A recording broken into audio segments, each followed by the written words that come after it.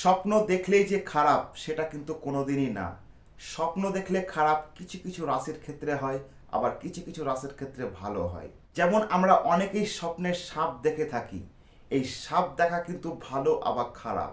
স্বপ্নে সাপ দেখা মানে দুটো লক্ষণ থাকে। এক হচ্ছে জীবনের শত্রু তৈরি হয়, আর দ্বিতীয় হচ্ছে বংশ বৃদ্ধি হয়। তো যারা ঘন ঘন স্বপ্নের সাপ দেখো, আমি তাদের উদ্দেশ্যে বলছি, তোমার রাশি যদি তুলা, কর্কট বা ধনু হয়ে থাকে তবে কিন্তু তোমাদের শত্রু তৈরি হয়। আর বাদ বাকি যেসব রাশিগুলো আছে সেই সব রাশি যদি স্বপ্নের সাপ দেখে তাদের বংশ বৃদ্ধি হয়। যেমন আবার অনেকে স্বপ্নে দেখে আমি ওপর থেকে নিচের দিকে পড়ে যাচ্ছি, এটাও কিন্তু ভালো আবার খারাপ। এই ওপর থেকে নিচে পড়ে যাওয়া এটা মাত্র দুটি রাশির পক্ষে ভালো। রাশি দুটি হচ্ছে তুলা আর কন্যা। এই দুই রাশির পক্ষে এই স্বপ্ন দেখা খুবই ভালো, কারণ এই রাশি দুটো অত্যন্ত হালকা হয়ে থাকে, সেই জন্যই কিন্তু এই স্বপ্ন দেখে। আর এই স্বপ্ন দেখা তাদের পক্ষে কোনোদিনও খারাপ না।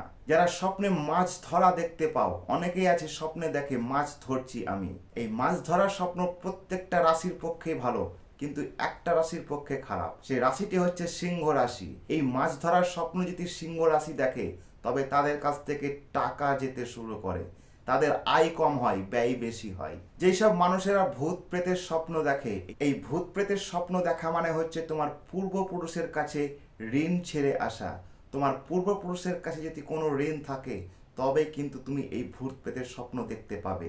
এই ভূত প্রেতের স্বপ্নের হাত থেকে বাঁচার জন্য আমি একটা ছোট্ট কাজ বলছি, এই কাজটি করো, অবশ্যই এর হাত থেকে তুমি পরিত্রাণ পাবে। তোমার বাড়ির আশেপাশে যদি কোনো ব্রাহ্মণ থেকে থাকে তবে 5 জন ব্রাহ্মণকে 16 আনা দান করতে হবে। এই 16 আনা অনেকেই আবার বোঝে না। এই 16 আনা মানে হচ্ছে 1 টাকার কয়েন। 5 জনকে 5 টাকা তুমি দান করো 1 টাকা কয়েন দিয়ে, তবে কিন্তু তুমি এর হাত থেকে অবশ্যই পরিত্রাণ পাবে। স্বপ্নে ভ্রমণ দেখা বা বেড়াতে যাওয়া খুবই ভালো, কিন্তু কর্কট রাশির পক্ষে খুবই খারাপ। তাদের বিদেশ যাত্রা বলে কপালে কিছু থাকে না। আর যেটা সব থেকে গুরুত্বপূর্ণ স্বপ্ন, ভগবান দেখা।